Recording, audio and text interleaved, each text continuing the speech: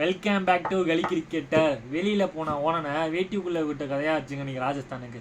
கடைசி 3 மேட்சாக toss Vini first batting எடுத்து 200+ அடித்தவங்க தான் ஜெயிச்சிருக்காங்க. இன்றைக்கி ராஜஸ்தான் சஞ்சு சாம்சன் சொன்னார், எங்கள் பலம் எங்களுக்கு தெரியும், எங்கள் டீமோட பலம் சேசிங் தான் சொன்னார். பட் 222 சேஸ் பண்ண முடியலங்க. மேட்ச் எங்கே போச்சு?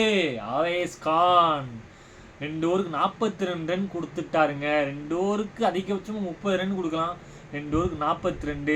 அங்கே தாங்க மேட்சே மாறுச்சு. பேட்டிங்கில் வழக்கம் போல் அவங்க ஓப்பனிங் வந்து பொழந்து கட்டிட்டாங்க. சஞ்சு சாம்சன் போராடினார். அந்த அவுட் சிக்ஸா கேட்சா அவுட்டா மீண்டும் சர்ச்சை. ஐபிஎல் ராஜஸ்தானுக்கு ஃபேர் பிளே பாயிண்ட் தாங்க குறையும், மற்றபடி மேட்ச் போச்சுங்க.